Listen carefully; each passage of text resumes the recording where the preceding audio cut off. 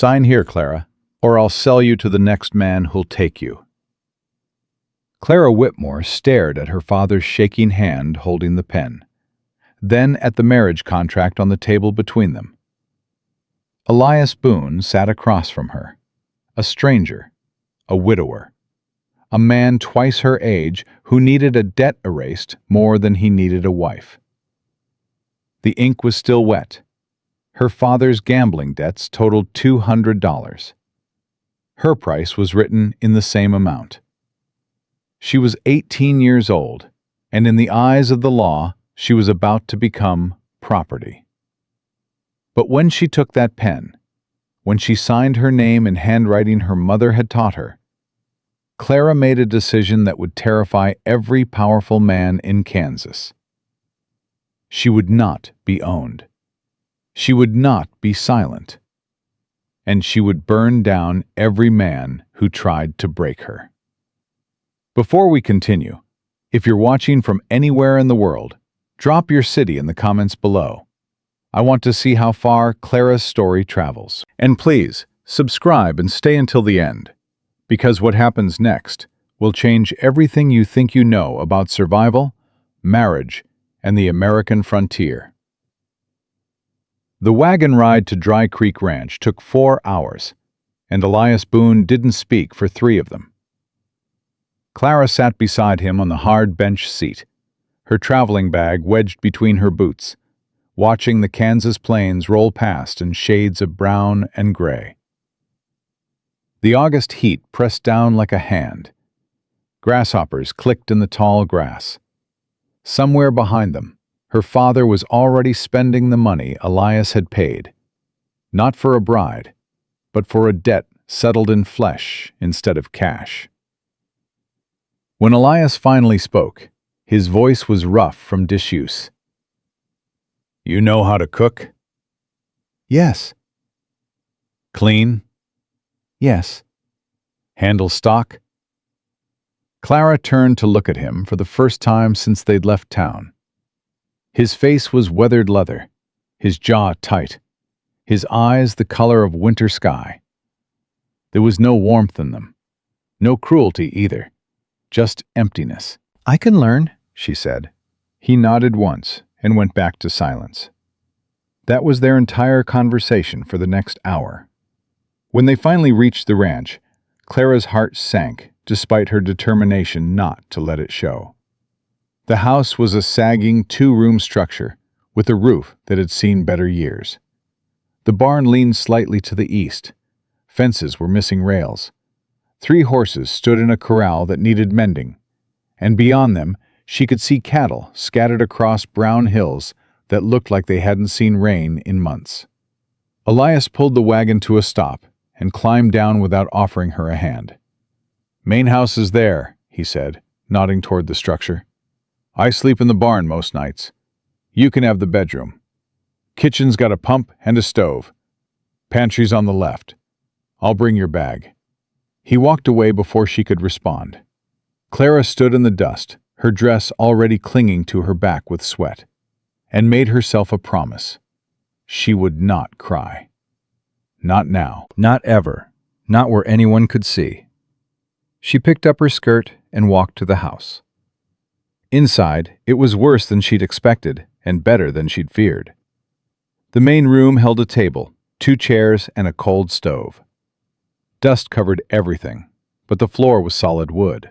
The walls were chinked tight, and through the single window, she could see the whole valley spreading out like a brown ocean. The bedroom was small, a bed with a thin mattress, a washstand, a trunk at the foot of the bed that she didn't open because it wasn't hers to open. His wife's things, she realized.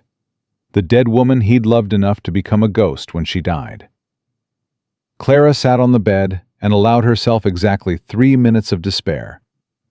Then she stood up, tied her hair back, and went to find water and a rag. By the time Elias came back from the barn 2 hours later, she'd swept the floors, wiped down the table, started a fire in the stove, and found enough flour and dried meat to make something that resembled supper. He stopped in the doorway, surprised. "You didn't have to." I had to do something, Clara said, stirring the pot. Sitting still makes me think too much.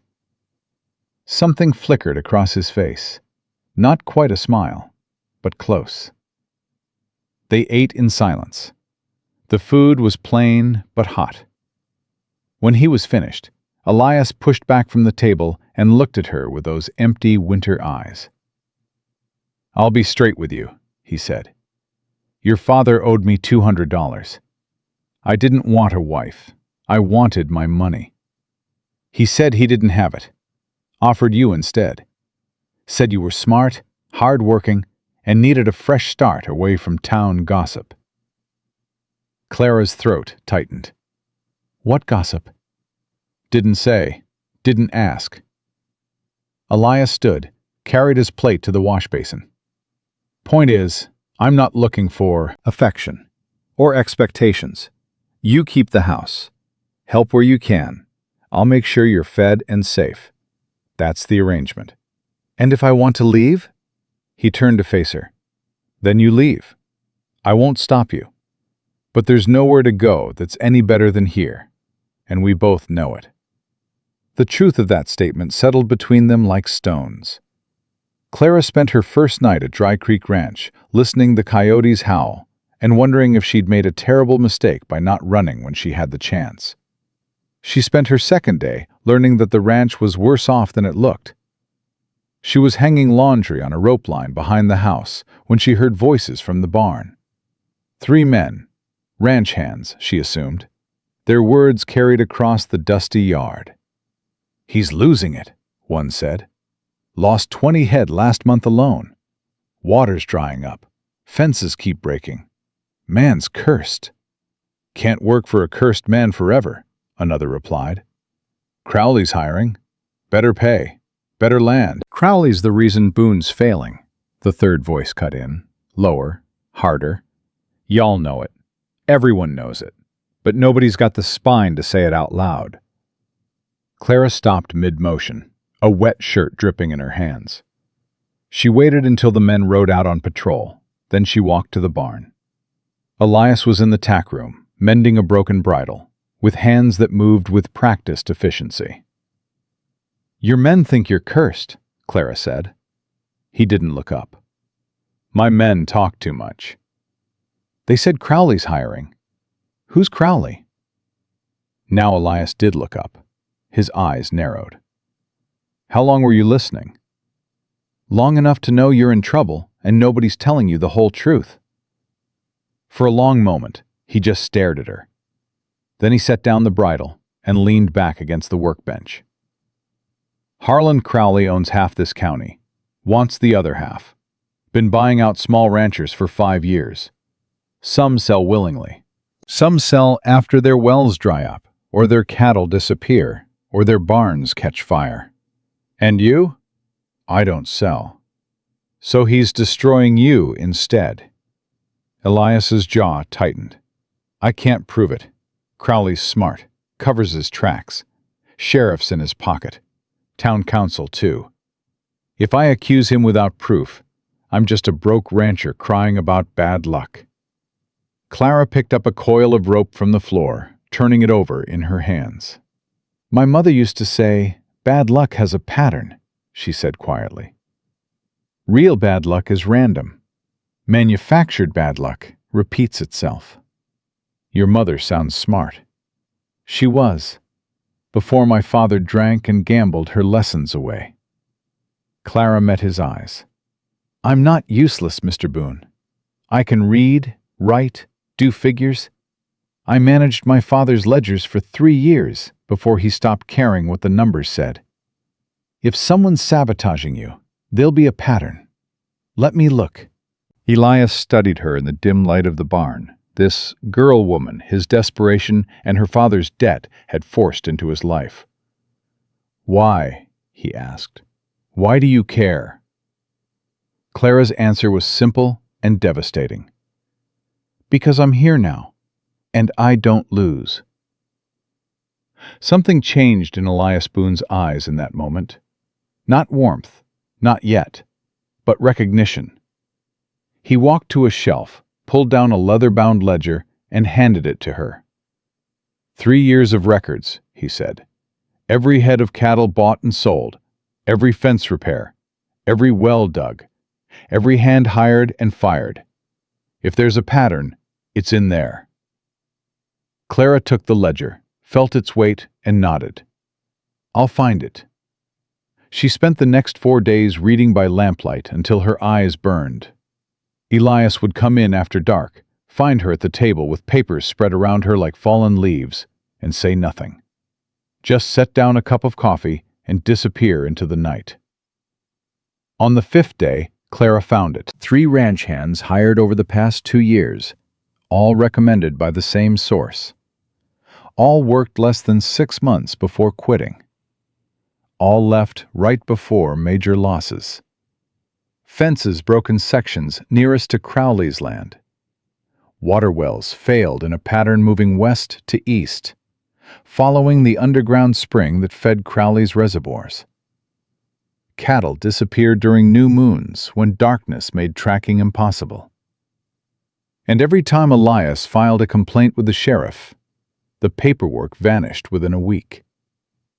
It wasn't bad luck. It was systematic destruction.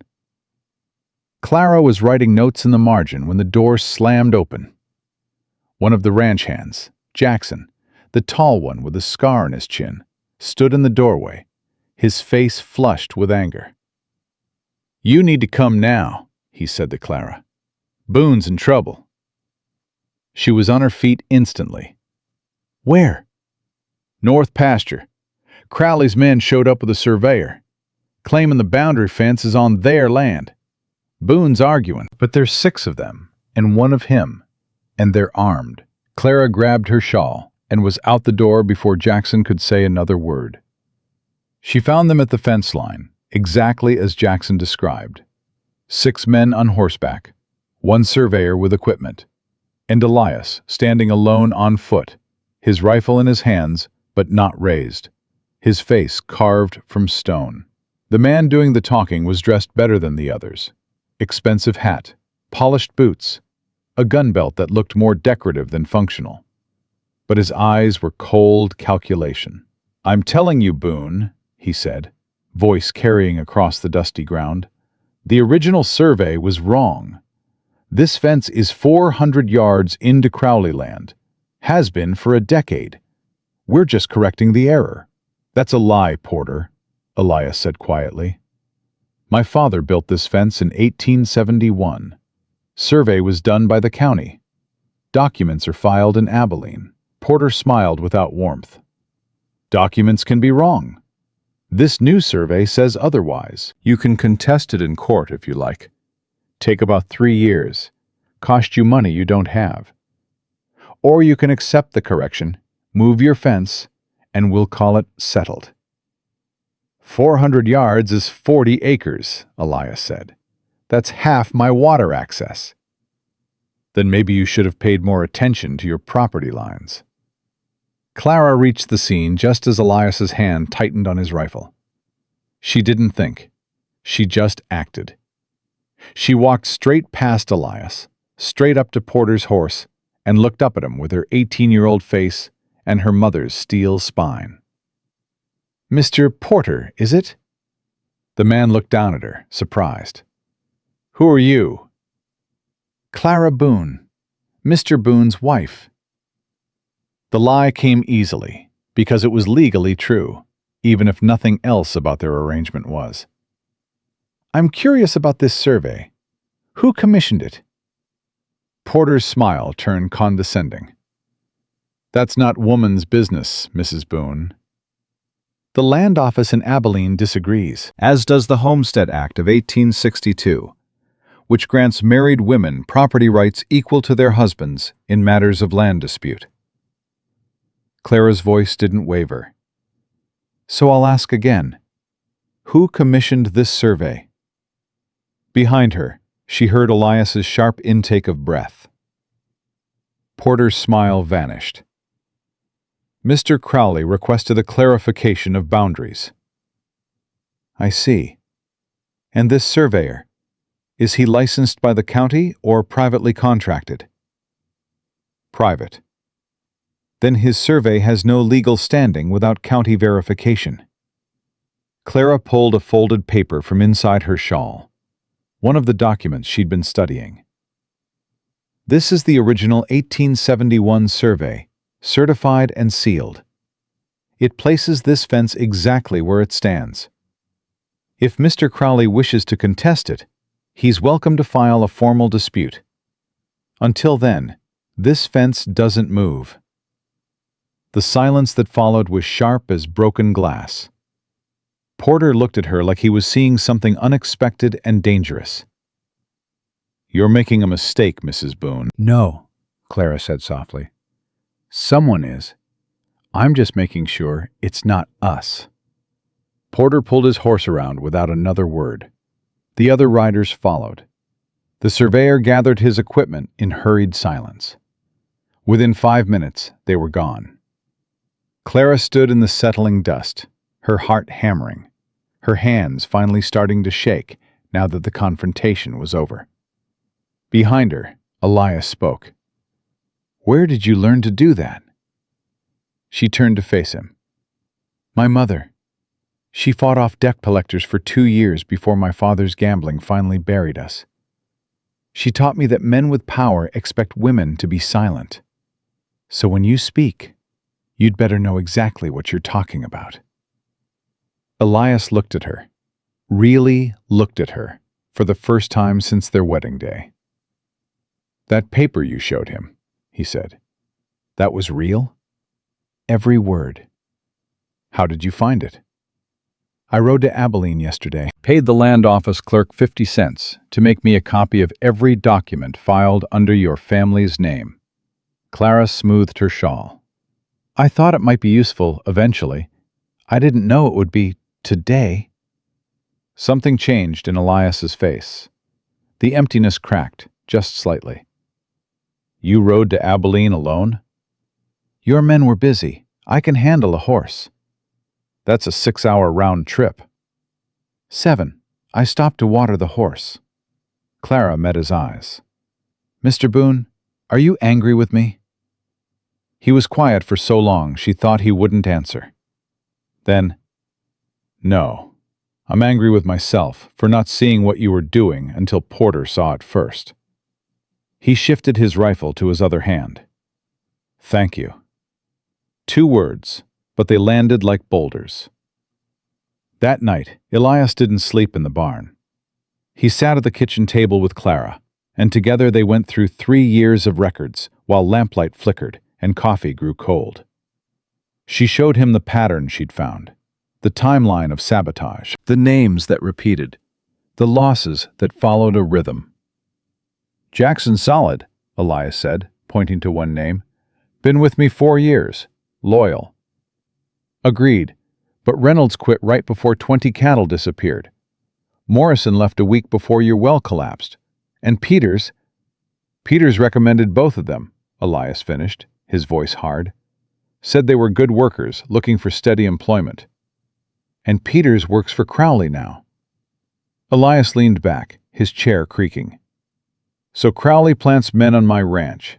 They sabotage from the inside. Then they leave before I can connect them to the damage." "And you look like a failing rancher who can't manage his own property," Clara said, "which makes you desperate, which makes you easier to buy out for nothing. Or easier to crush." Clara closed the ledger.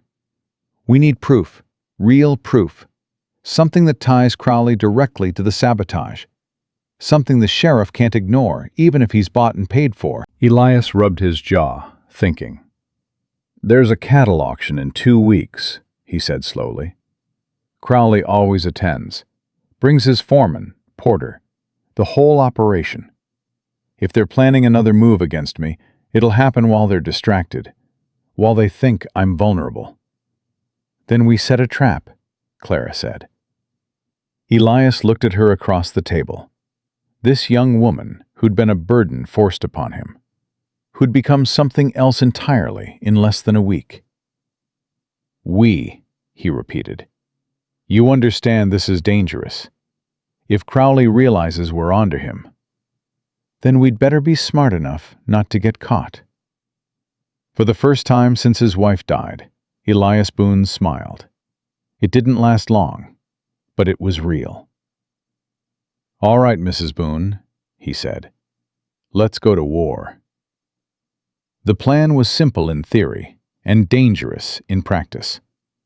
Clara would attend the cattle auction with Elias, visible and vulnerable, drawing Crowley's attention to town. Meanwhile, Jackson and the two remaining ranch hands Elias trusted would stay behind, watching the ranch from hidden positions, watching for whoever Crowley sent when he thought the property was undefended. "You're using yourself as bait," Jackson said when Elias explained it to him the next morning. "Both of you. Only way to catch them in the act," Elias replied. Jackson looked at Clara, his weathered face skeptical. "Ma'am, no offense, but this isn't woman's work. You should stay here, where it's safe." "Nowhere's safe if we lose this ranch," Clara said.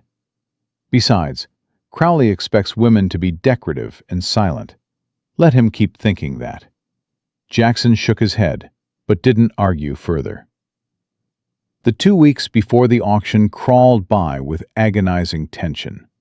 Clara spent the days learning everything she could about cattle, about land law, about Crowley's business dealings. She rode into town 3 more times, always with a carefully constructed excuse: buying supplies, posting letters, visiting the seamstress. But really, she was listening. The general store owner's wife mentioned that Crowley had bought out another small rancher just last month. The blacksmith talked about how Crowley's foreman had ordered 20 new fence posts. Odd timing, since Crowley wasn't building anything. The postal clerk let slip that Crowley received regular telegrams from someone in Dodge City who dealt in cattle futures and land speculation. Every piece of information was a thread, and Clara was weaving them into a rope strong enough to hang a land baron. But Crowley wasn't sitting idle either. 4 days before the auction, Clara was in the kitchen making breakfast when she heard shouting from the barn. She grabbed her shawl and ran. Elias and Jackson were standing over a horse in the corral, one of the breeding mares, a beautiful chestnut that Elias had paid good money for the previous spring. The horse was dead. "Poison," Jackson said grimly. "Water trough's been contaminated. Lost 2 others overnight. Found them in the south pasture." Elias's face was carved from granite. "How many head did we lose?" 3 horses, 7 cattle. Could have been worse if I hadn't noticed the smell in the water before the whole herd drank." Clara looked at the dead mare and felt rage burn through her chest like wildfire. "He's escalating," she said quietly. "Crowley knows we're not backing down, so he's raising the stakes." "We need to hit back," Jackson said, his hand on his gun. "Ride over to Crowley's land and—" "And what?" Elias cut him off. "Burn his barn? Shoot his cattle? Then we're no better than him, and he's got the sheriff to make it legal when he retaliates." He turned to Clara. "We stick to the plan. We need proof, not revenge." But that night, Elias didn't come to the house for supper. Clara found him in the barn, sitting on a bale of hay, staring at nothing. "You should eat," she said. "Lost $12,000 in livestock this week," he said without looking at her. "That mare was worth $500 alone. Her foal would have been worth $3. I'm bleeding out, Clara. Slow enough that I can watch it happen, but too fast to stop it." Clara sat down beside him. The barn smelled like hay and leather, and the death that lingered despite the bodies being buried. "My father used to say something when the deaths got bad," she said. "He'd say, 'I'm drowning.' And my mother would tell him, 'Then stop drinking the water and start swimming.'" Elias looked at her. "Your mother had an answer for everything." "She did, until she didn't anymore." Clara's voice was steady, but her eyes held old pain. "She died when I was 15. Fever took her in 3 days, and my father started drinking the same night she went into the ground. By the time he married me off to you, He'd drunk and gambled away everything she'd built, everything she'd saved, everything she'd fought for. "I'm sorry." "Don't be. She taught me that drowning is a choice." Clara met his eyes. "You're not drowning, Mr. Boone. You're swimming. And you're not swimming alone anymore." Something passed between them in the dim light. Not love, not yet, but something stronger than the transaction that had brought them together. Recognition, partnership, a shared refusal to surrender. Elias reached out and squeezed her hand once, briefly. Then he stood. "Come on, we've got planning to do."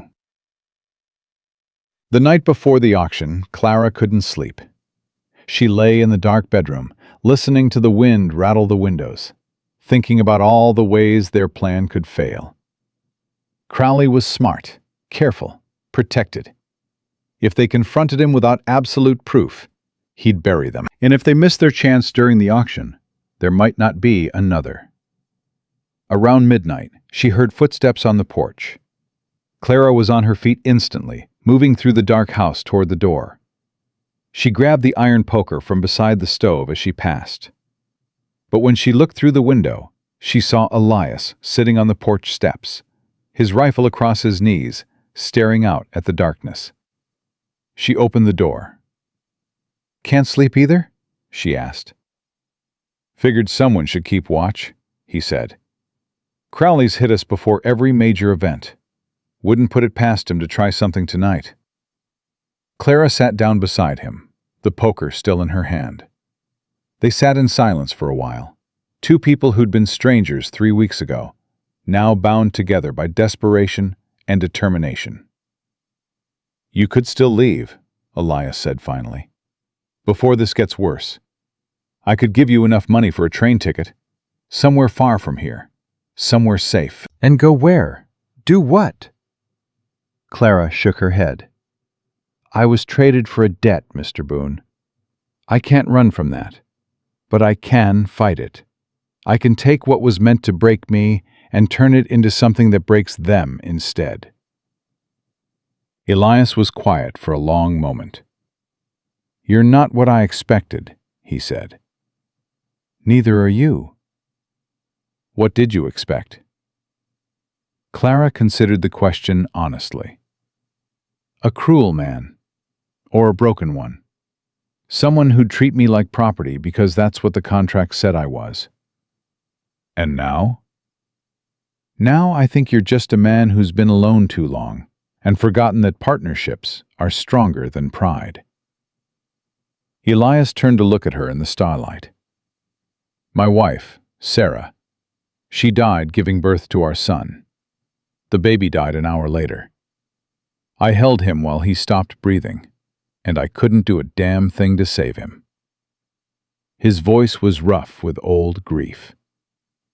"I told myself I'd never let anyone that close again. Easier to be alone than to lose someone." "But you're losing everything anyway," Clara said softly.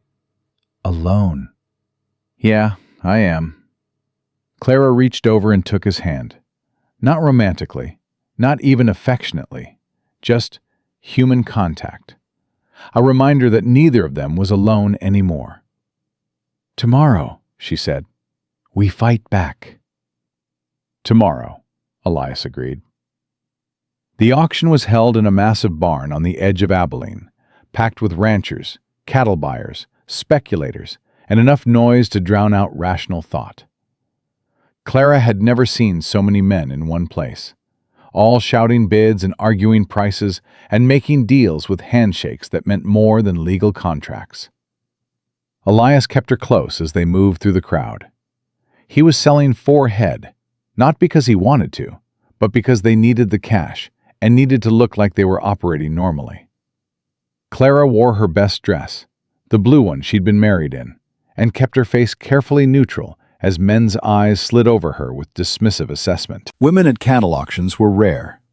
Women who mattered, even rarer. "There," Elias murmured, nodding toward the far side of the barn.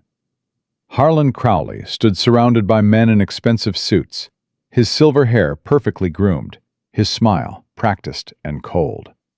He looked like what he was, a man who'd turned land into an empire and crushed anyone who stood in his way. Beside him was Porter, the foreman Clara had confronted at the fence line. His eyes found her across the barn and narrowed. "He recognizes me," Clara said quietly. "Good. Let him worry about what you're planning."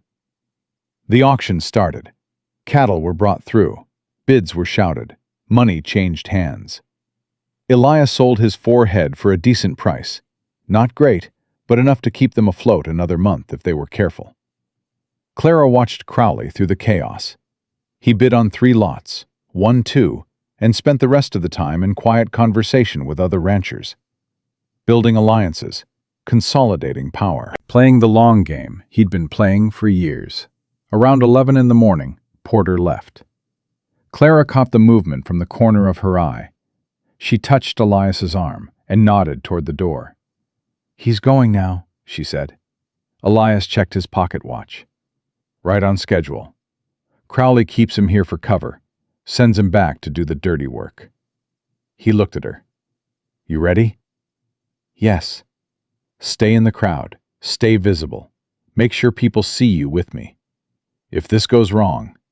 "It won't." "Clara." She looked up at him, this man who'd been forced to marry her, who'd become her partner in 3 desperate weeks.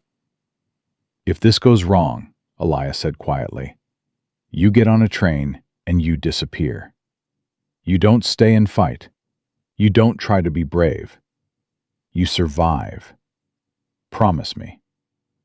Clara promised, knowing she was lying, knowing he knew she was lying, knowing neither of them had any intention of running. Then the waiting began. It was agony.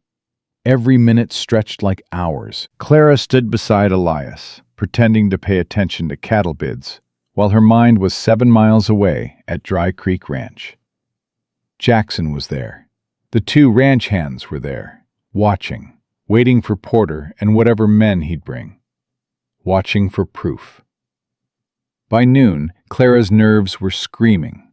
No word, no sign, just the endless drone of the auction and the weight of Crowley's occasional glances across the barn. Then, at 12:30, a young boy pushed through the crowd to Elias. "Mr. Boone, got a telegram for you, sir." Elias took it, read it, and his face went pale. He handed it to Clara without a word. The message was simple. "Fire. Come now. Jackson."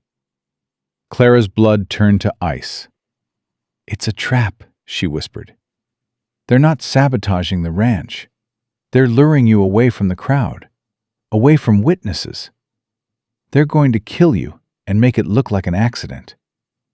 Elias's jaw was tight. If there's really a fire... There isn't. Jackson wouldn't send a telegram. He'd ride here himself, or send one of the hands. This is Crowley flushing you out. Clara grabbed his arm. "Don't go. We'll find another way." But Elias was already moving toward the door.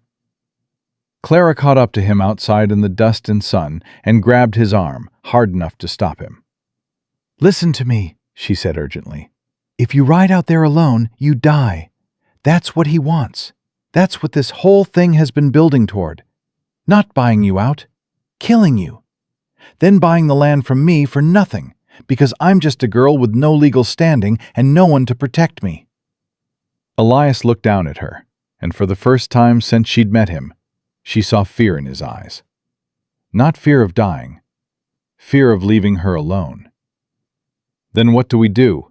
he asked. Clara's mind raced.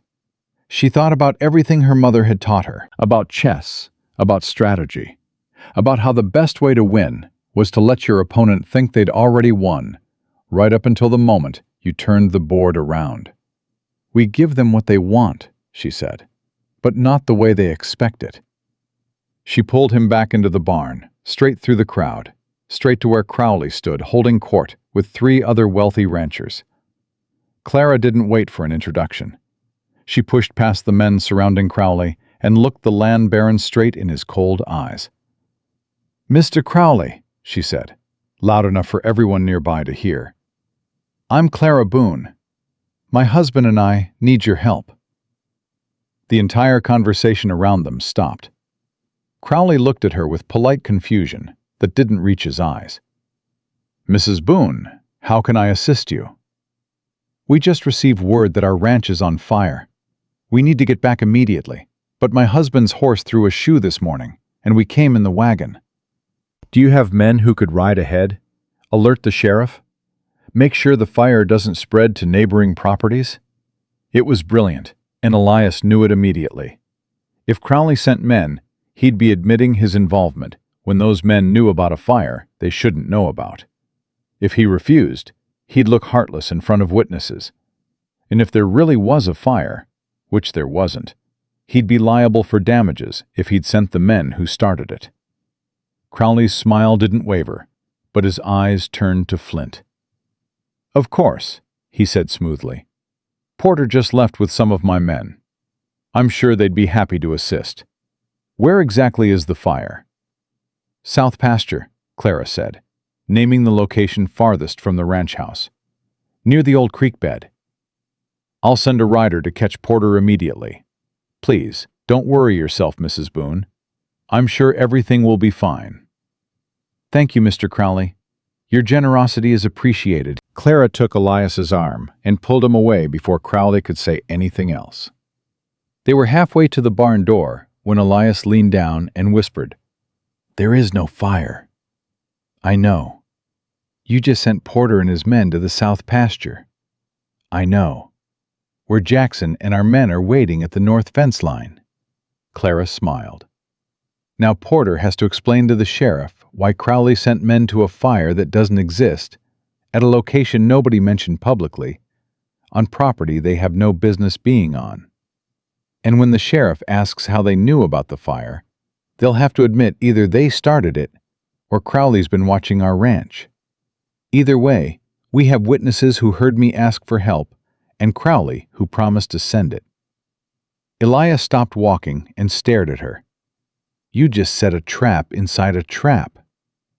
My mother taught me never to have just one plan." They made it to the wagon before Crowley's rider caught up to them.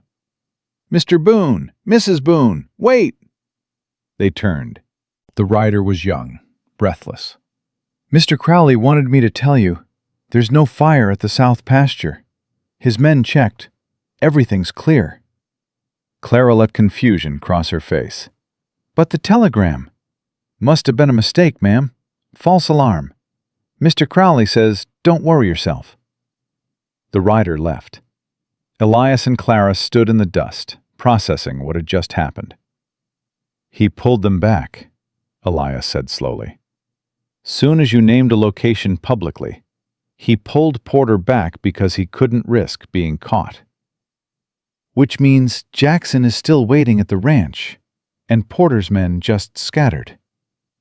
"Which means we have no proof." Clara's hands were shaking. They'd been so close to catching Crowley in the act, to getting the evidence they needed. And now... "We need to go home," she said. "Now. Before Crowley realizes we know the telegram was fake and decides to make it real." They drove the wagon hard, pushing the horses faster than was safe, racing the sun across the Kansas plains. Clara's mind wouldn't stop spinning. They'd failed. Crowley had outmaneuvered them, and now he knew they were actively fighting back, which made them more dangerous to him, which meant... "Clara," Elias's voice cut through her thoughts. "Look." On the horizon, a thin line of smoke rose into the afternoon sky. "No," Clara whispered. They found Jackson at the ranch house, his face covered in soot, his hands burned. "Came out of nowhere," he said, coughing. 4 men, masked. They torched the barn and rode off before we could stop them. We saved most of the horses, but the tack room's gone. Feed storage is gone. The whole structure's..." He stopped, seeing Clara's face. She walked past him toward the smoldering ruins of the barn, her dress dragging in the ash, her mind finally understanding the full scope of what they were up against. Crowley hadn't been outmaneuvered. He'd let her think she'd been clever. And while she was congratulating herself on her trap inside a trap, he'd burned down their barn. Elias came to stand beside her. Neither of them spoke. They didn't need to. They'd just learned that Crowley was 3 moves ahead, and the cost of underestimating him was measured in smoke and ash and everything they couldn't afford to lose. But Clara Whitmore Boone didn't cry.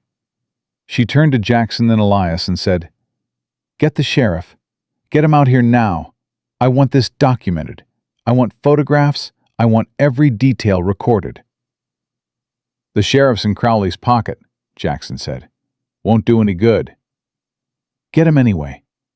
Because Clara had just realized something her mother had taught her years ago. Sometimes you don't fight to win. You fight to make your enemy reveal himself. And Harlan Crowley had just made his first real mistake. He'd shown her he was scared. The sheriff arrived 3 hours later, riding slow like he had all the time in the world while their barn still smoked. Sheriff Wade Hutchins was 60 years old, thick around the middle, and wore a badge that had long since stopped meaning anything except which side of the law paid better.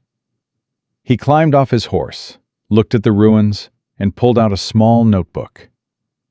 "Shame about the barn," he said, not sounding particularly concerned. "You got any idea who might have done this?" Clara stepped forward before Elias could answer. 4 masked men," she said, "arrived around 1 o'clock this afternoon while my husband and I were at the cattle auction in Abilene. They set fire to the barn and rode north." Hutchins wrote something down. "You see these men yourself, Mrs. Boone?" "No, but our ranch hand Jackson did. He's inside with burns on his hands from trying to save the horses." "Uh-huh. And you're sure they rode north?" "That's what Jackson said." Hutchins looked at the ground, at the sky, at everything except the burned barn. "Well, tracks are pretty muddled up. Hard to say which direction they went. Could have been north, could have been east, could have been drifters passing through looking for trouble. Could have been hired by Harlan Crowley," Clara said flatly. The sheriff's pen stopped moving. "That's a serious accusation, Mrs. Boone." "It's a serious crime, Sheriff, and this isn't the first incident. We've had cattle stolen, fences cut, water poisoned, and now arson. All of it started after my husband refused to sell his land to Mr. Crowley." Hutchins closed his notebook.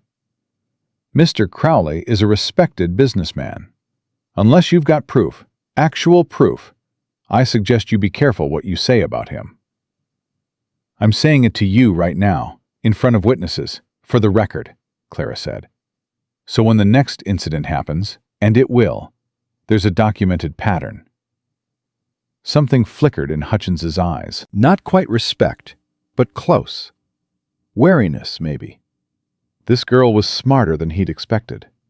"I'll file a report," he said carefully. "But without witnesses who can identify the perpetrators, there's not much I can do." "Then do what you can do," Clara said. "Write down that on this date, at this time, 4 masked men burned our barn. Write down the estimated damages. Write down that we believe it's connected to an ongoing campaign of harassment. Make it official." Hutchins looked at Elias. "Your wife always this pushy?" "She's right," Elias said quietly. "Write the report." The sheriff did, though every word seemed to pain him. When he was finished, he handed Clara a copy and rode away without looking back. Jackson emerged from the house, his hands wrapped in clean bandages. "That accomplished nothing," he said. "It accomplished exactly what I needed," Clara replied. "Now, when Crowley's lawyer claims we have no evidence of harassment, we have an official sheriff's report documenting today's attack. It's not proof of Crowley's involvement, but it's proof something's happening. That matters." Elias studied her face in the fading light. "You're building a case, piece by piece." My mother used to say the law is a weapon if you know how to use it. Crowley thinks he owns the law because he owns the sheriff. But he doesn't own the records. He doesn't own the witnesses. And he doesn't own the truth. The truth doesn't always win, Jackson said bitterly. Clara turned to look at the burned barn, at the smoke still rising into the evening sky, at everything they'd lost. No, she agreed. But lies eventually collapse under their own weight. We just have to make sure we're still standing when they do. That night, Elias and Clara sat at the kitchen table with a new ledger and started calculating. Barn rebuilding, $800 minimum, Elias said. Lost tack and feed, $300. Time and labor, another $200. We're looking at $1,300 we don't have. We have $400 from the cattle sale, Clara said. That was supposed to cover winter feed and taxes. Then we'll find another way to cover winter feed and taxes. Elias set down his pen. Clara, we're drowning. Crowley knows it. The sheriff knows it. Hell, the whole county knows it. We can document attacks all we want, but if we can't afford to keep operating, we will keep operating. How? Clara pulled out a different piece of paper, one she'd been working on earlier while Jackson had his burns treated. We expand, she said. Elias stared at her like she'd lost her mind. Expand? We just lost our barn. We lost a building. We didn't lose the land. We didn't lose the cattle. We didn't lose the water rights that Crowley's been trying to steal. Clara spread the paper on the table. Look, there are 6 small ranchers within 10 miles of us. All of them are struggling against Crowley the same way we are. All of them are vulnerable alone. But together? You want to form a collective. I want to form an alliance. Shared resources, shared costs, shared defense. If Crowley attacks one ranch, he attacks all of us. And if we pool our cattle for auction, we have enough volume to negotiate better prices. Elias looked at the names on her list. Half these men won't even talk to each other. Morrison and the Henley brothers have been feuding for 3 years over a boundary dispute. The Sawyers are religious folk who think gambling and drinking are mortal sins, which means they won't work with anyone who sets foot in a saloon. Then I'll convince them. You. Clara met his eyes. You're the rancher they'll dismiss because you're failing. But I'm the woman they'll underestimate because I'm young. Let them underestimate me. It's worked so far. Something shifted in Elias's expression. Pride, maybe. Or fear. Or both. When do you want to start? Tomorrow. The Morrison Ranch was a half-day ride east, and Clara made the journey alone despite Elias's protests. I can't send my wife riding across open country by herself, he'd said that morning. You're not sending me, Clara had replied, cinching her saddle. I'm going. You need to stay here and start clearing the barn site. We'll need that space for rebuilding, and it'll take days. She'd ridden off before he could argue further. Thomas Morrison was in his 60s, bow-legged from a lifetime in the saddle, and deeply suspicious of anyone under the age of 40.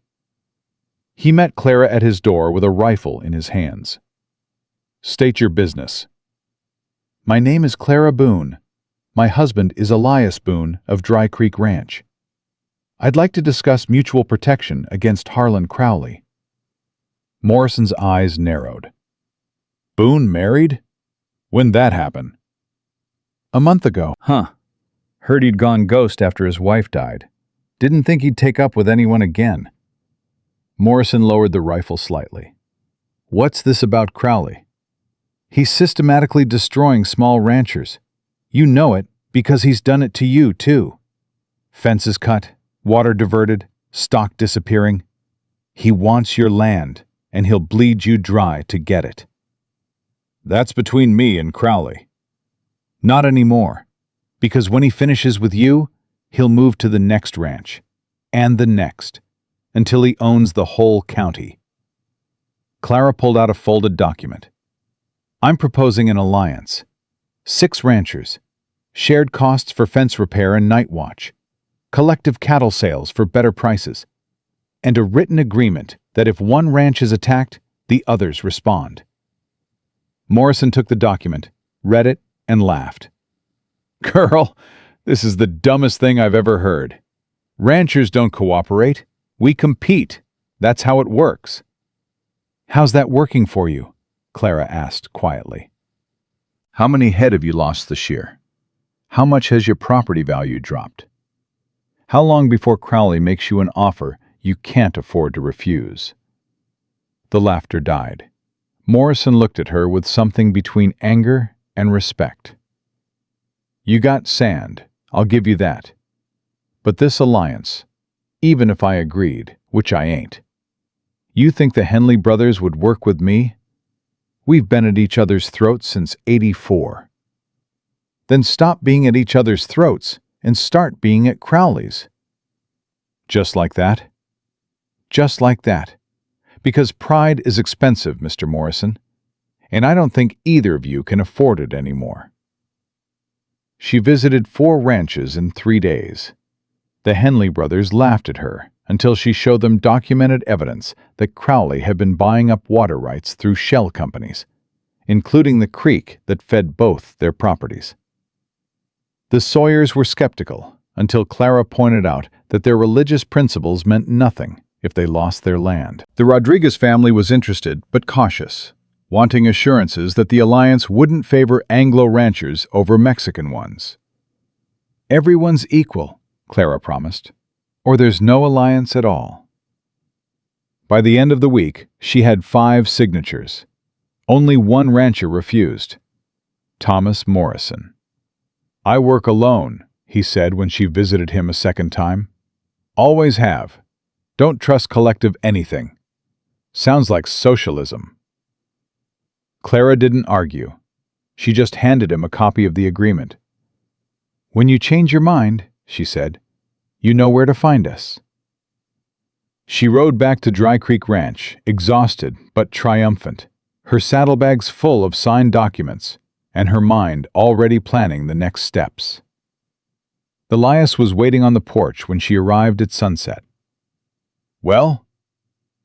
"5 out of 6, Clara said, sliding off her horse. "We meet next week to formalize terms and elect leadership." "Who's going to lead?" Clara smiled. "I nominated you." Elias went very still. "Clara, you're respected. You've been ranching longer than most of them have been alive. You're fair, you're honest, and unlike them, you've been married to someone who actually knows how to organize cooperative ventures." She touched his arm. "This was always going to be your alliance. I'm just the one who built it." For a long moment, Elias didn't speak. Then he pulled her into a hug, brief, fierce, and entirely unexpected. "Thank you," he said against her hair. Clara held on to him, this broken man who was slowly becoming whole again, and felt something crack open in her own chest, something that had been locked down since her mother died, since her father sold her like livestock. Hope. They pulled apart quickly, both aware they'd crossed some invisible line in their strange marriage, neither quite ready to acknowledge what that meant. "I'll start clearing the meeting space," Elias said, his voice rough. "If we're hosting 5 ranches, we'll need room for everyone." But the alliance meeting never happened. 3 days before the scheduled gathering, Clara rode into town for supplies and found the general store empty except for Mrs. Patterson, the owner's wife, who looked at Clara with something close to pity. "You haven't heard?" she asked. "Heard what?" "Thomas Morrison. Someone shot him last night. Killed him in his own barn while he was tending his horses." The words hit Clara like a physical blow. "Who?" "No witnesses.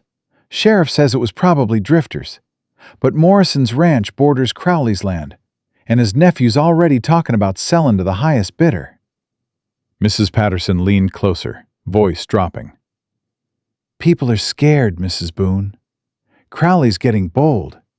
If he'll kill Morrison, A man who's lived here 40 years. What's to stop him from killing anyone who stands against him?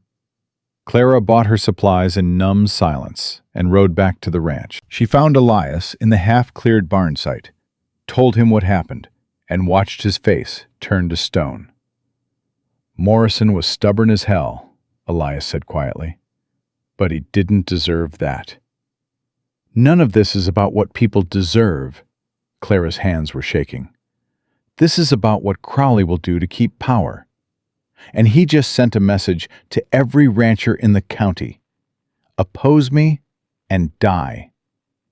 Then we cancel the alliance meeting. No. Elias turned to stare at her. Clara, Morrison's dead. Shot in his own barn. If we push forward, then we push forward knowing the stakes. Elias, don't you see? This is exactly why we need the alliance. Alone, Morrison was an easy target. Together, we're harder to kill. Clara grabbed his arm. Crowley's betting that fear will scatter everyone, that Morrison's death will break the alliance before it starts. We prove him wrong by moving forward anyway. People could die. People are already dying. Morrison's dead. How many others before him? How many after, if we do nothing? Elias pulled away from her, pacing the cleared ground. I can't ask men to risk their lives. You're not asking. I am. Clara's voice was steel. And I'll take responsibility for whatever happens. But we're not backing down. Not now. Not when we're this close. Close to what? Getting killed? Close to winning.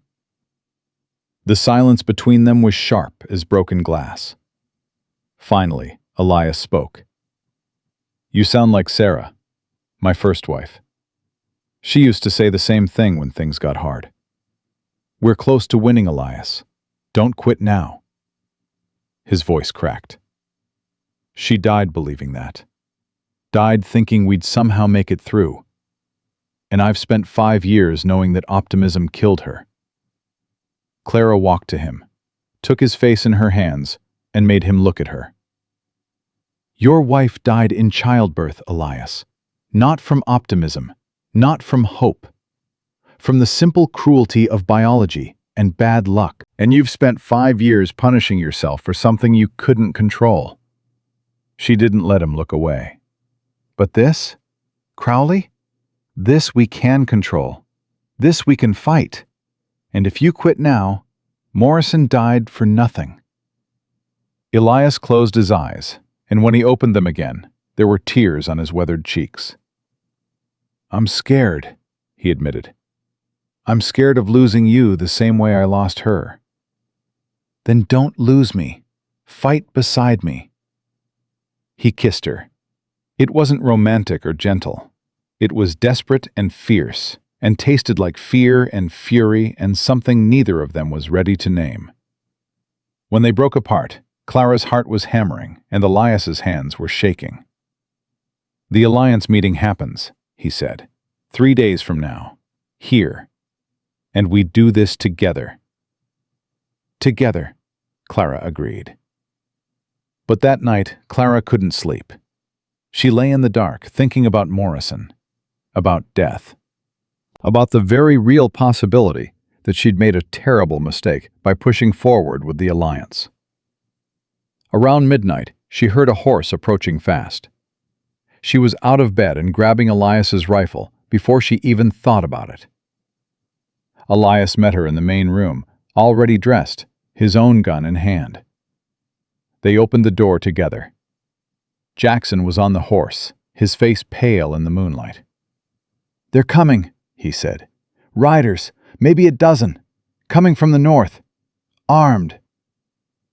Clara felt ice slide down her spine. Crowley? Has to be. They'll be here in 20 minutes. Elias's face went hard. Get the other hands. Arm everyone. We'll make a stand at... No, Clara interrupted. No stand. No fight. Both men stared at her. We can't just let them burn us out, Elias said. We won't. Clara's mind was racing, pulling together pieces of a plan she'd been forming for weeks without realizing it. But we don't fight them with guns. We fight them with witnesses. What are you talking about? Clara grabbed Jackson's arm. How fast can you ride to the Henley Ranch? 40 minutes if I push the horse. Go. Tell them Crowley's attacking Dry Creek Ranch tonight. Tell them if they want proof he's behind the harassment, they need to get here now, with as many men as they can gather. Tell them to bring lanterns, make noise, let Crowley's men know they're coming. Understanding dawned on Elias's face. You want to turn this into a public spectacle. Crowley's power comes from operating in shadows, from making attacks look like accidents or random crimes. But if 5 ranches show up here tonight with witnesses, with light, with proof that this is organized violence, then he can't hide anymore, Elias finished. Jackson was already turning his horse. What if they don't come? They'll come, Clara said, because Morrison's death scared them. And scared people either run or fight. We're giving them a reason to fight. Jackson rode off into the darkness. Clara and Elias stood on the porch, watching the northern horizon, waiting for the riders who were coming to destroy them. 15 minutes passed like 15 hours. Then they saw the torches. A dozen riders, maybe more, moving across the dark plains like fireflies. They're not hiding, Elias said quietly. They want us to see them coming. Because fear is the weapon, Clara said. Fear is what makes people surrender before the fight even starts. I'm afraid, Elias admitted. Clara took his hand. So am I. They watched the riders approach, watched them spread out into a line, watched them stop just beyond rifle range. Then one rider broke from the group and came forward alone. It was Porter. He stopped 20 yards from the house, his face visible in the torchlight. Elias Boone, he called out. Mr. Crowley sent me with an offer. He'll buy your ranch tonight for $5,000. Cash, more than this dying piece of land is worth. You and your wife can leave Kansas with enough money to start fresh, somewhere else, somewhere safe. And if I refuse? Elias called back. Porter smiled. Then we stop making offers. It was a death sentence delivered with politeness. Clara stepped forward before Elias could respond. Tell Mr. Crowley we're not interested in his blood money, she said, her voice carrying across the distance. Tell him we know about the shell companies, the forged water rights, the hired sabotage. Tell him we have documentation. Tell him we have witnesses. And tell him that if anything happens to this ranch tonight, everyone will know who did it. Porter's smile widened. Will they? Because I count 2 of you and 12 of us, and no witnesses for miles. Look again. Porter turned. From the south, torches were approaching. Dozens of them. The Henley brothers had brought their ranch hands. The Sawyers had brought their sons. The Rodriguez family had brought cousins and brothers and friends, and riding at the front, grim-faced and armed, was Thomas Morrison's nephew, with 20 men from Morrison's old ranch. They surrounded Crowley's riders in a circle of light. Porter's confident smile vanished. Jackson rode up beside Clara and Elias, breathing hard. Told them what you said. They came faster than I expected. They came because they're done being afraid, Clara said. One of the Henley brothers rode forward, his voice loud enough for everyone to hear. Porter, you and your men get off this land, now. And you tell Harlan Crowley that if he wants to take property in this county, he'll do it legal or not at all. You're making a mistake, Porter said. The only mistake, Clara called out, was thinking we'd face you alone. For a long, tense moment, Porter stared at the surrounding ranchers, calculating odds, calculating consequences. Then he turned his horse and rode north. His men followed. The ranchers held position until the torches disappeared into the darkness. Then, slowly, they lowered their weapons. Morrison's nephew rode up to Clara and Elias. "My uncle died refusing to join your alliance," he said quietly. "I'm not making the same mistake. Whatever you're planning, count the Morrison Ranch in." "Thank you," Clara said. He tipped his hat to her and rode away. The other ranchers followed, one by one, until only Clara and Elias remained in the torchlit yard. They stood in silence, processing what had just happened. "We won," Elias said, sounding almost surprised. "We survived," Clara corrected. "That's not the same as winning. Crowley's going to come back harder, smarter, and we've just shown him that we're organizing against him." "So what do we do?" Clara looked at the burned barn, at the ranch she'd been sold to, at the man she'd been given to like property. "We finish what we started," she said. "We build the alliance. We gather the proof, and we take Harlan Crowley down so completely that he never threatens anyone in this county again." Elias pulled her close, and this time the kiss was softer. Promise instead of desperation. "Together," he said. "Together," Clara agreed, but neither of them saw the rider watching from the hills, or the telegram he would send to Crowley before sunrise. The war was far from over. It was only just beginning. The telegram reached Crowley's ranch before dawn, and by the time Clara and Elias sat down to breakfast, Harlan Crowley was already 3 moves ahead. They found out when Sheriff Hutchins arrived at noon with 2 deputies and a warrant. "What's this about?" Elias asked, reading the paper with growing disbelief. "Warrant for your arrest," Hutchins said, not meeting his eyes. "Charge is cattle theft. 30 head belonging to Mr. Crowley reported missing from his north pasture. Witness says he saw your men driving them across the boundary line 2 nights ago." Clara felt her blood turn cold. "That's a lie." "Witness gave a sworn statement." "What witness?" Elias demanded. "Who?" Hutchins shifted uncomfortably. "One of your former ranch hands, man named Peters, says he quit working for you because you asked him to help steal Crowley's cattle, and he refused." Clara's mind raced. Peters, the same ranch hand who'd recommended the saboteurs, the same man who now worked for Crowley. "Peters is on Crowley's payroll," she said. "This is retaliation for last night, for us driving off his men." "Don't know anything about last night," Hutchins said. "I know I've got a warrant and I've got a witness.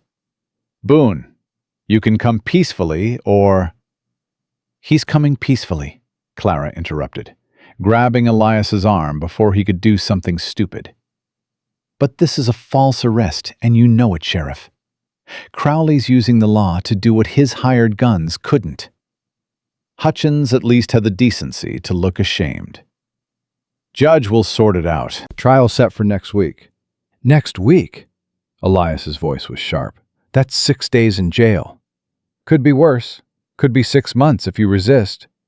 Clara squeezed Elias's arm hard, a silent plea. "Don't fight. Not this way." Elias understood.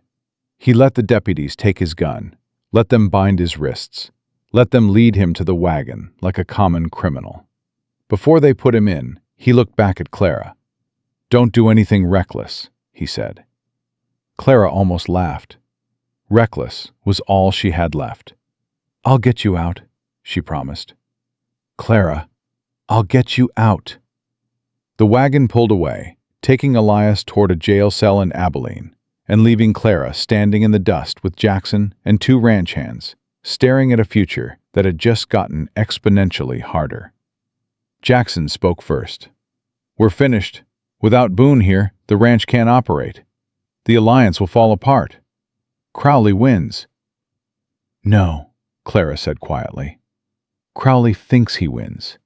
There's a difference." She walked back into the house, Jackson following. "What are you planning?"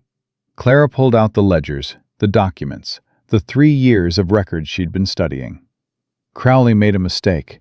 He arrested Elias on a specific charge with a specific witness. That means we get to cross-examine Peters in open court.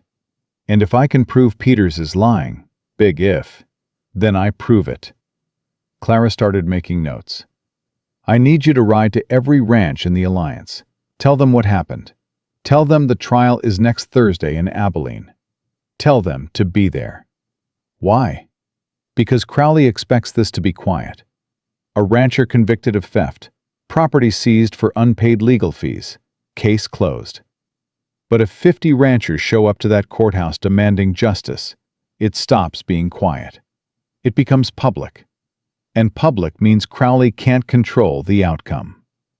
Jackson studied her face. You're gambling everything on a trial you might not win. I'm gambling everything on the truth being worth something. Clara met his eyes. Will you ride or not? Jackson grabbed his hat. I'll ride. But Clara, if this goes wrong, Boone doesn't just lose his freedom. He loses his life. Crowley will make sure of it. Then I'd better not let it go wrong. Over the next 3 days, Clara barely slept. She rode to Abilene and hired a lawyer, an older man named Samuel Garrett, who'd been practicing law for 30 years and had a reputation for being honest, which, in this county, made him practically unemployable.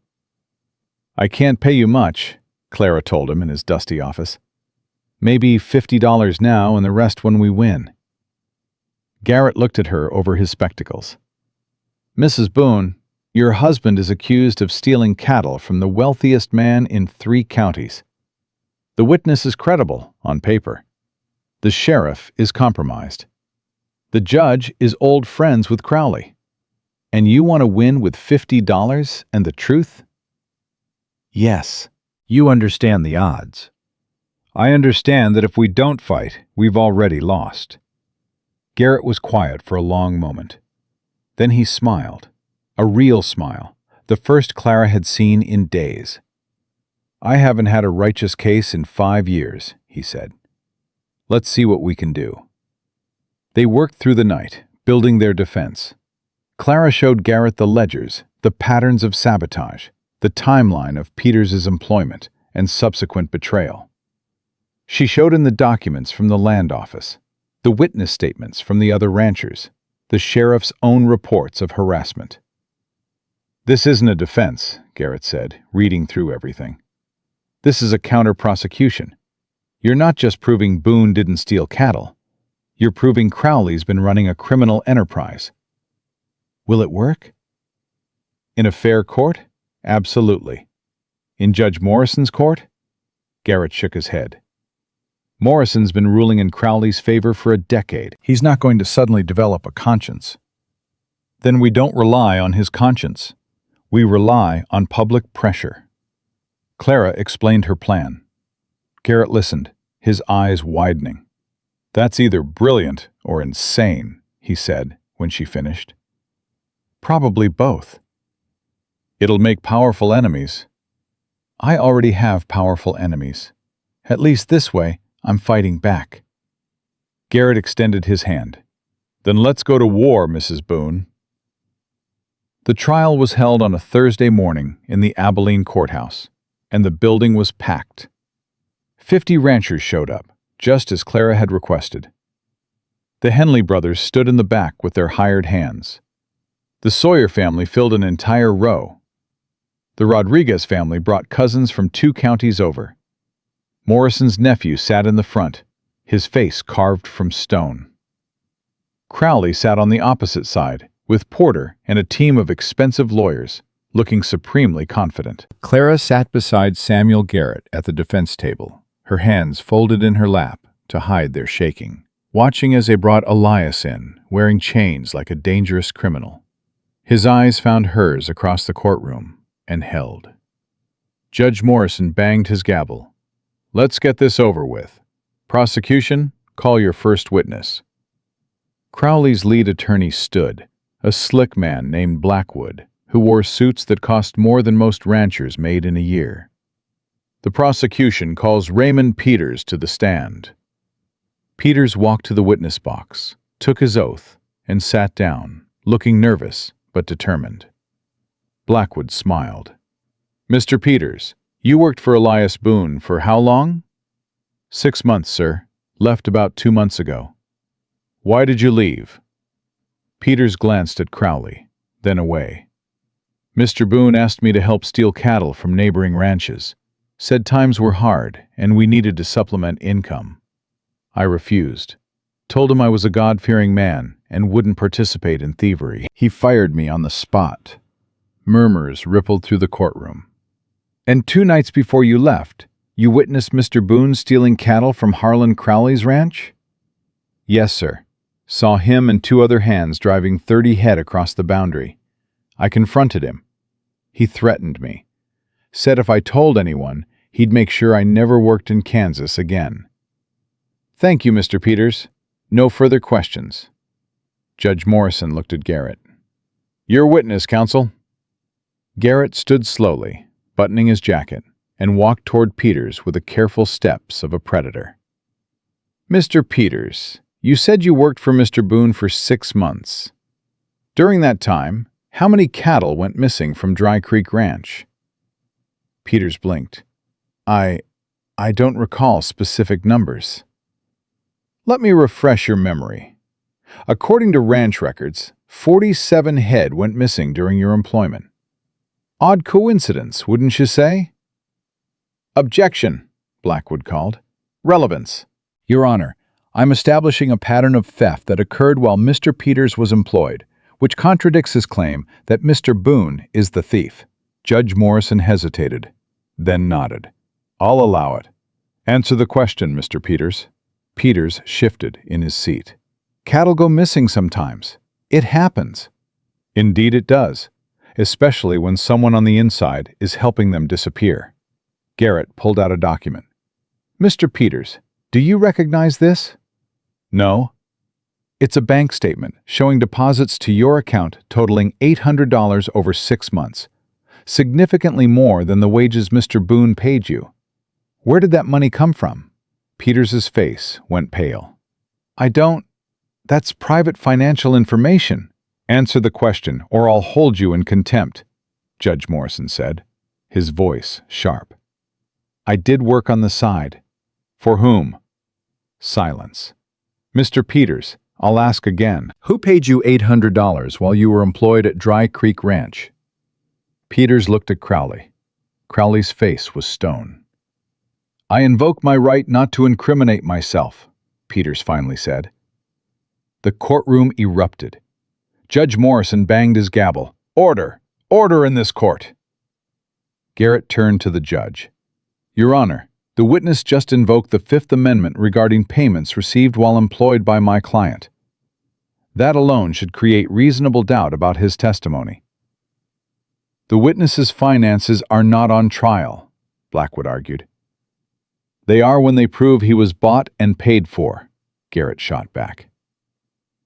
Clara watched Judge Morrison's face, saw him calculating political cost versus legal obligation, saw the moment he realized this trial was being watched by too many people to simply rule in Crowley's favor. I'll allow the defense to continue, Morrison said carefully. Garrett turned back to Peters. You claim you saw Mr. Boone steal 30 head of cattle 2 nights before you quit. How did you happen to witness this? I was doing evening rounds. At what time? Around midnight. And you could clearly identify Mr. Boone in the dark? Moon was bright enough. The moon was new that week, Mr. Peters. There was no moonlight. Garrett pulled out an almanac. Weather records show heavy cloud cover. It was pitch black. So either you have supernatural vision, or you're lying about what you saw. Peters's jaw worked.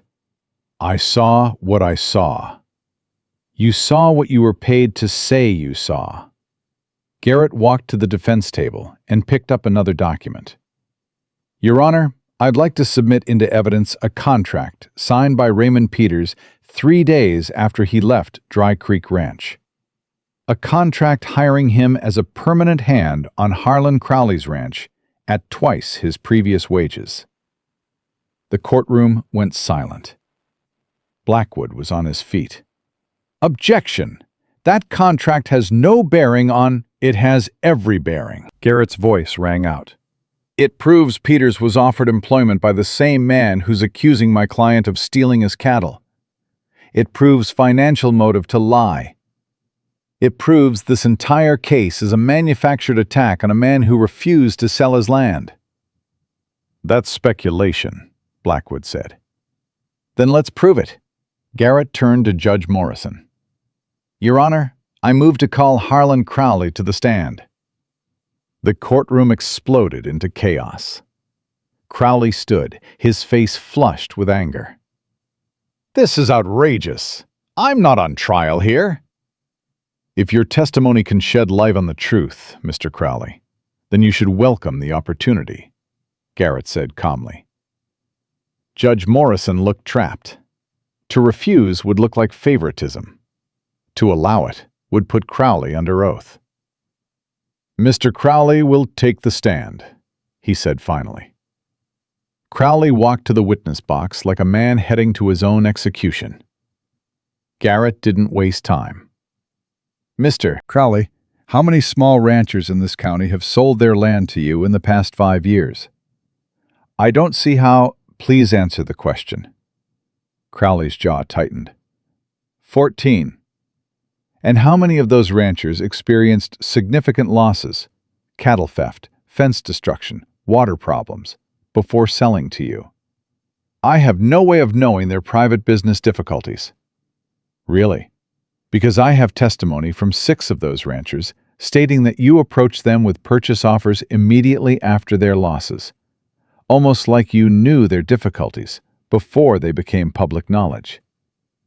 Blackwood objected. Garrett pushed forward. "Mr. Crowley, have you ever hired men to sabotage competing ranches?" "Absolutely not." "Have you ever ordered your employees to destroy property belonging to ranchers who refused to sell to you?" "No." "Have you ever paid Raymond Peters to provide false testimony?" "I will not dignify that with—" "Answer yes or no, Mr. Crowley." "No." Garrett turned to the judge. "Your Honor, I'd like to recall Clara Boone to the stand." Clara stood, her heart hammering, and walked to the witness box. Garrett's voice was gentle now. "Mrs. Boone, please tell the court what you discovered while reviewing your husband's ranch records." Clara took a breath and began. She laid out 3 years of systematic destruction, the pattern of losses, the timing of sabotage, the names of ranch hands recommended by Peters who turned out to be saboteurs, the forged water permits, the shell companies buying up land rights. She spoke for 20 minutes while the courtroom sat in absolute silence. When she finished, Garrett held up the thick folder of documentation. "Your Honor, I submit all of this as evidence, not just in defense of my client, but as proof of ongoing criminal conspiracy by Harlan Crowley to illegally acquire land through intimidation, sabotage, and violence." Judge Morrison looked at the packed courtroom, at the ranchers standing in silent witness, at Crowley's furious face.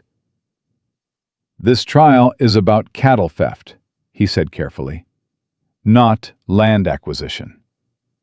"With respect, Your Honor, it's about both," Garrett said, "because the cattle theft charge is part of the same pattern of harassment designed to destroy my client's livelihood and force him to sell."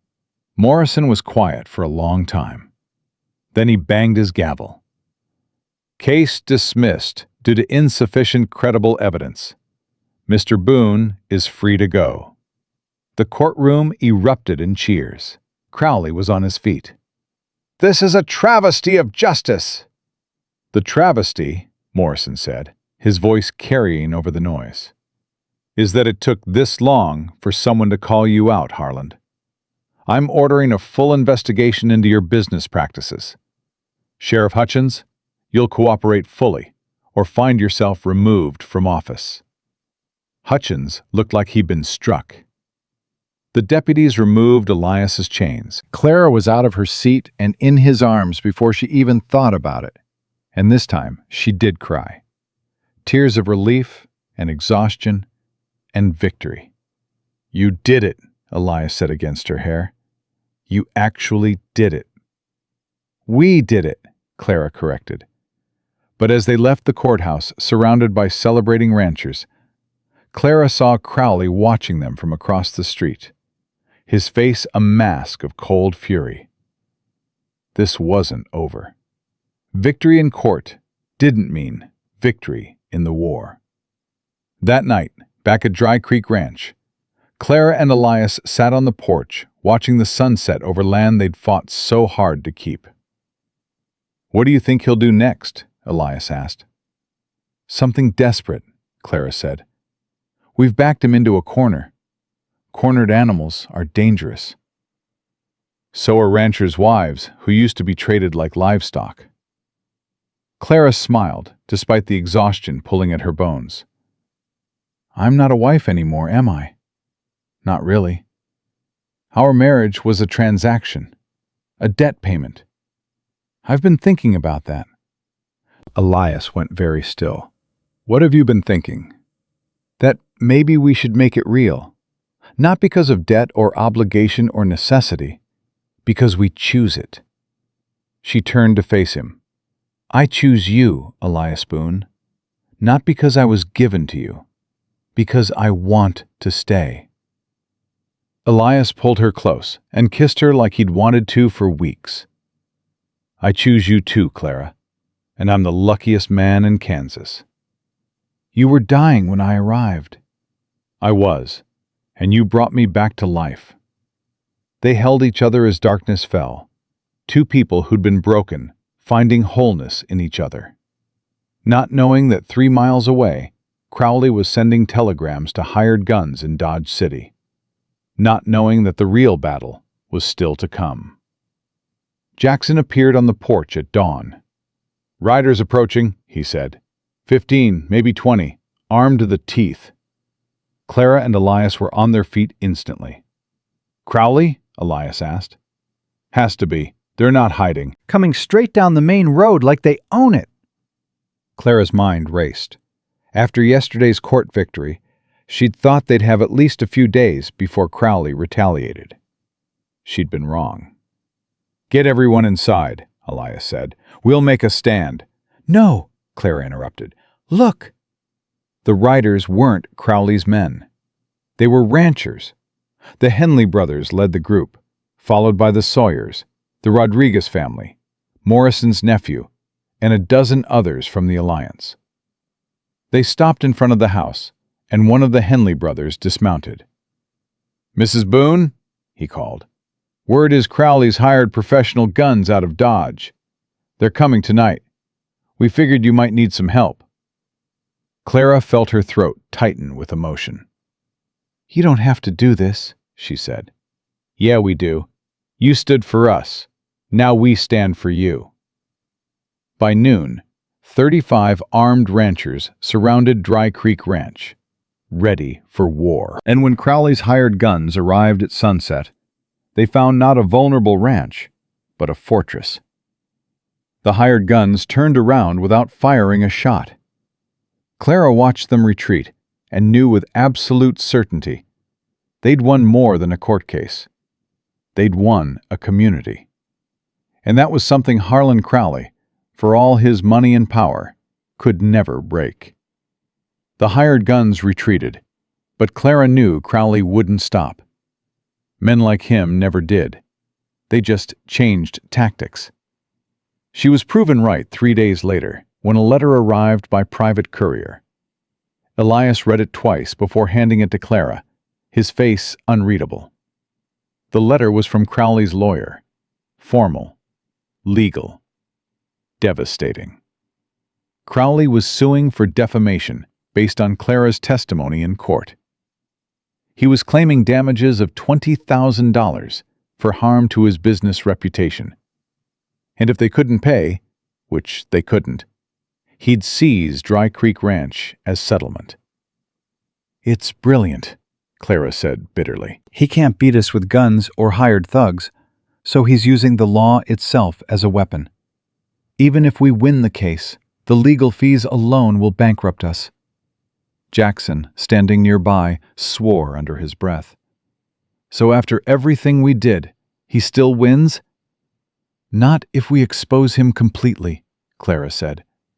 Not if we make his crimes so public that no judge, no lawyer, no amount of money can protect him. Elias looked at her. What are you thinking? I'm thinking we stop playing defense and go on offense. We take everything we know, the shell companies, the forged documents, the witness testimony, and we publish it. Every newspaper in Kansas, every courthouse, every town hall. We make Harlan Crowley's crimes so well known that he can't hide behind lawyers and legal maneuvering. That'll cost money we don't have, Jackson pointed out. Then we raise it. Clara stood, already planning. The alliance. If every ranch contributes what they can, we'll have enough to print broadsheets, pay for advertisements, hire investigators. We turn Crowley's reputation into rubble so thoroughly that no business partner will touch him, no bank will loan to him, no politician will protect him. Elias shook his head slowly, but he was smiling. You're talking about destroying the most powerful man in the county. I'm talking about justice. There's a difference. Not much of one in this case. Elias pulled her close. All right, Mrs. Boone. Let's end this. The alliance meeting was held at the Rodriguez Ranch, and every member showed up with their families, their ranch hands, and their checkbooks. Clara stood before them, this 18-year-old girl who'd been traded like livestock 2 months ago, and laid out her plan. Crowley's suing us for defamation because we told the truth in court. He's counting on us being too poor to fight back. But if we pool our resources, we can do more than defend ourselves. We can expose him so completely that he'll never threaten anyone in this county again. How much are we talking?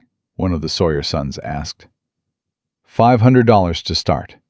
Print costs, newspaper advertisements, legal research. More if we need it. The room went quiet. $500 was a fortune for ranchers barely making ends meet. Then Morrison's nephew stood. My uncle died fighting Crowley's men. I'll contribute $100 in his name. The Henley brothers looked at each other, nodded. 50 from us. The Rodriguez family consulted in rapid Spanish. Then the patriarch stood. 75. Our children deserve to grow up without fear. One by one, the ranchers pledged money they couldn't afford to lose. By the end of the meeting, they'd raised $600. This is more than a legal fight, Clara told them, her voice shaking with emotion. This is about whether power or truth wins. Whether one man can terrorize an entire county, or whether we stand together and say, enough. The room erupted in agreement. But after everyone left, Elias pulled Clara aside. You know what you've done, he said quietly. You've bet everything on this working. If we lose, if Crowley survives this, we won't just lose the ranch. We'll lose our lives. He'll make sure of it. Then we don't lose. Clara, Elias, I was sold to you like cattle. My father traded me for a debt like I was property. For 18 years, I watched my mother fight and lose against men who had power. I watched her die, believing that fighting was useless. And I swore that I would never be that powerless again. Clara's eyes were fierce. So no, we don't lose. Because losing means everything she fought for was worthless. And I won't accept that. Elias kissed her forehead. Then we fight until we win, or there's nothing left to fight with. There's always something left to fight with, Clara said, even if it's just the truth. The first broadsheet was published a week later in the Abilene Chronicle. The headline read, Land Baron's Empire Built on Theft, Violence, and corruption. The article laid out everything: the shell companies, the forged water rights, the sabotage, the testimony from Peters, the pattern of ranchers selling after mysterious losses, the hired guns, Morrison's murder. It named names, it cited documents, it quoted witnesses, and it was signed by 37 ranchers from across the county. By noon, the paper had sold out every copy. By evening, telegrams were arriving from newspapers in Dodge City, Topeka, and Kansas City requesting interviews. By the next morning, Crowley's lawyer had filed an injunction to stop further publication. But the damage was done. Clara stood in the general store reading a telegram from a Kansas City reporter when Mrs. Patterson touched her arm. "You should see this," she said, handing Clara a different newspaper. It was from Topeka. The front page featured their story, with an editorial titled, "If true, Crowley should face criminal charges." "It's spreading," Mrs. Patterson said quietly. "People are talking, not just here, everywhere." Clara felt something loosen in her chest. Hope, maybe, or vindication. She rode back to the ranch to find Elias in heated discussion with Samuel Garrett, their lawyer. "What's wrong?" Clara asked. Garrett looked grim. "Crowley's fighting back. He's filed complaints with the state attorney general claiming libel. He's pressuring every newspaper editor who published the story, and he's offered a reward, $5,000, for information proving the broadsheet's claims are false." "He's desperate," Clara said. "He's dangerous," Garrett corrected. "Desperate men do unpredictable things. I'm worried he'll escalate beyond legal means." "You mean violence?" "I mean murder." "Clara, you've humiliated him publicly, destroyed his reputation. Men have been killed for less." As if summoning doom by speaking of it, Jackson appeared in the doorway, his face pale. "Porter's here," he said. "Alone. Says he needs to talk to Mrs. Boone. Says it's urgent." Everyone went still. "It's a trap," Elias said immediately. "Don't go." But Clara was already walking to the door. "If Porter wanted to kill me, he wouldn't announce himself. He wants something else." She found Crowley's foreman standing beside his horse, his hat in his hands, looking older than she remembered. "Mrs. Boone," he said, "I need 5 minutes of your time." "Talk." Porter glanced at the ranch hands watching from the barn, at Elias standing on the porch with his rifle. "Privately would be better."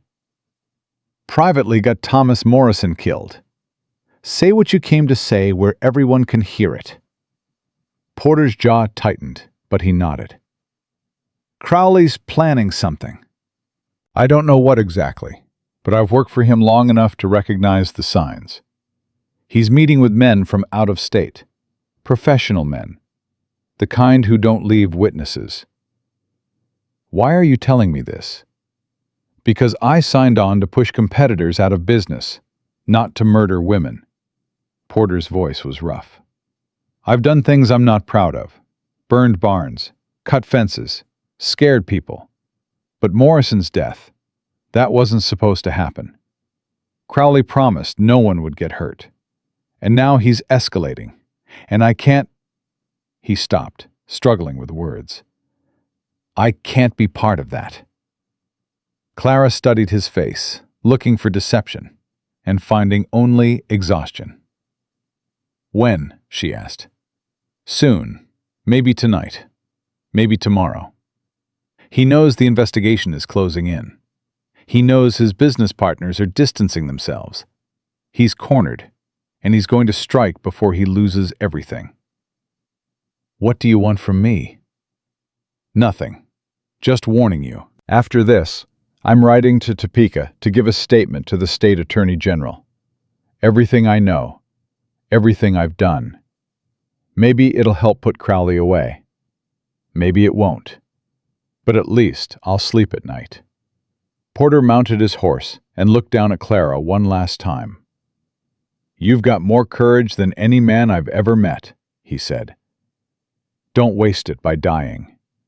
He rode away before she could respond. Elias came down from the porch. "You believe him?" "I believe he's scared, and I believe Crowley's desperate enough to do something catastrophic." Clara turned to Jackson. "Send riders to every ranch in the Alliance. Tell them to post guards tonight. Tell them to be ready for anything." "What about us?" "We prepare for war." They fortified the ranch house as best they could, moved ammunition inside, positioned men at windows, extinguished all lights except one lantern in the kitchen, making it harder for anyone to see inside. Clara sat at the table, cleaning a rifle she barely knew how to use, her hands steady, despite the fear coiling in her gut. Elias sat across from her, doing the same.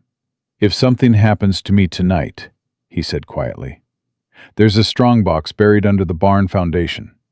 Contains the deed to this property, some cash, letters of recommendation for Jackson and the other hands. It's yours." "Nothing's going to happen to you." "Clara, nothing is going to happen to you because I won't allow it. We've come too far. We've fought too hard. We don't die now." Elias reached across the table and took her hand. "I love you. I should have said it sooner, but I love you. Not because you saved my ranch or fought my battles. Because you're the strongest, smartest, most impossibly stubborn woman I've ever known. And my life didn't start again until you walked into it." Clara felt tears burn her eyes.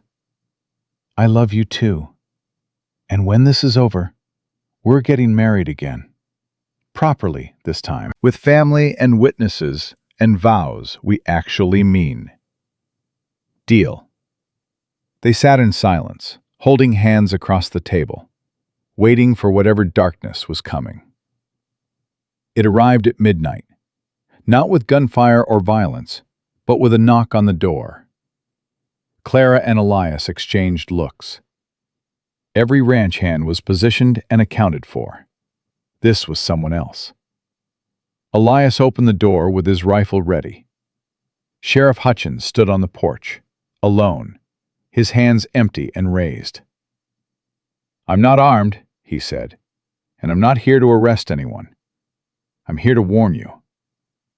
"About what?" Clara asked, appearing beside Elias. "Crowley's ranch is on fire. Half the structure's gone, and Crowley's nowhere to be found. Neither is his personal guard. My deputy says it looks like someone torched the place from the inside, then ran." Clara's mind raced. "He burned his own ranch?" "Either that, or someone finally had enough of him and did it themselves." But here's the thing. Before the fire started, witnesses saw Crowley loading a wagon with guns and supplies. He's not running from a fire. He's running from the law. And when men like Crowley run, they usually take vengeance on their way out. "You think he's coming here?" Elias said. "I think he's got nothing left to lose, which makes him the most dangerous he's ever been." Hutchins looked at Clara. "I've been a coward, Mrs. Boone. Took Crowley's money. Looked the other way when I should have acted. But Morrison was a friend of mine for 20 years, and I've carried the guilt of his death every day since. I can't change what I've done, but I can be here tonight. And if Crowley comes, he'll have to go through a lawman before he gets to you." Clara felt something shift. "You're choosing sides." "I'm choosing the side I should have chosen months ago. The right one." Hutchins posted himself on the porch with a shotgun, while Clara and Elias waited inside. Hours crawled past. Then, just before dawn, Jackson shouted from the barn, "Riders coming! 1 wagon, 2 outriders!" Clara was at the window instantly, and what she saw made her blood freeze. Crowley was driving the wagon himself, his face visible in the pre-dawn light. Behind him, 2 armed men rode with rifles drawn. But the wagon wasn't heading for the house. It was heading for the rebuilt barn where they'd stored winter feed, supplies, and equipment worth thousands of dollars. "He's going to burn it," Clara said. "Just like he burned his own. He's going to destroy everything we've rebuilt and disappear." Elias was already moving toward the door, but Clara grabbed his arm. "Wait!" "Clara, if he torches that barn—" "Let him." Everyone stared at her. "Let him burn it in front of witnesses," Clara said, her voice hard as iron. "Let him commit arson with the sheriff watching. Let him hang himself with his own crimes." Understanding dawned on Elias's face. Crowley's wagon reached the barn. He climbed down, torch in hand, and Clara could see the madness in his face even from a distance. This was a man who'd lost everything and wanted to take the world down with him. He threw the torch onto the hay. Flames erupted instantly. "Now!" Clara shouted. Jackson and the ranch hands emerged from hidden positions, surrounding Crowley and his men. Hutchins stepped off the porch, his badge catching the firelight. "Harlan Crowley," he called out, "you're under arrest for arson, attempted murder, and conspiracy to commit fraud." Crowley spun, saw he was surrounded, and laughed, a broken, desperate sound.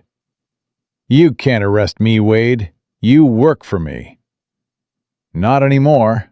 Hutchins raised his shotgun. "Drop your weapons. Now." For one terrible moment, Clara thought Crowley would fight, would go down shooting rather than face justice. Then he dropped the torch and raised his hands.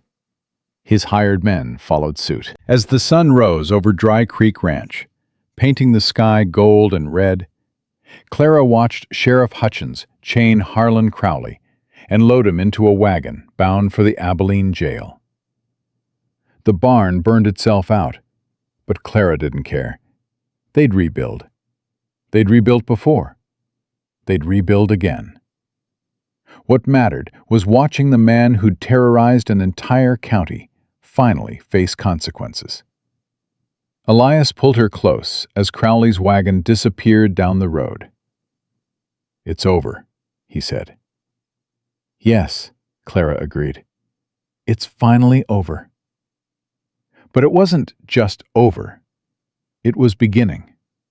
Beginning with the state investigation that would eventually uncover fraud spanning 3 counties and result in criminal charges against 5 of Crowley's business partners. Beginning with the Ranchers Alliance that would grow to include 47 members and establish the first cooperative cattle auction in Kansas, breaking the monopoly that had strangled small ranchers for decades. Beginning with Samuel Garrett using the case to launch a political career built on fighting corruption, eventually becoming a state senator. Beginning with Sheriff Hutchins resigning his position and testifying against Crowley in exchange for leniency, then leaving law enforcement forever to work as a ranch hand. Honest work for honest pay. And beginning with Clara and Elias Boone, who remarried on a Sunday morning in front of the entire alliance, speaking vows they'd written themselves, promising partnership and love, and the kind of strength that comes from choosing each other every single day. The ceremony was simple. The celebration lasted until dawn. 3 months later, Clara stood in the rebuilt barn, bigger and better than the original, watching ranch hands load cattle for the Alliance's first cooperative auction. Elias came to stand beside her, his arm around her waist. "You thinking about where we started?" he asked. "I'm thinking about where we ended up." Clara leaned into him. "I was sold to you like property, traded for a debt by a man who saw me as worthless. And I could have let that define me, could have accepted being powerless, could have run." "But you didn't." "No, I fought. And not just for myself, for everyone Crowley had crushed, for everyone who'd been told they were too weak or too poor or too powerless to matter." She turned to face him. My mother used to say that dignity isn't given. It's taken. And I took mine back. We took ours back. Together, Elias said. Together, Clara agreed. Months became years. The alliance grew stronger. The cooperative auction became so successful that other counties started replicating the model. Crowley died in prison, his empire divided among creditors and former business partners.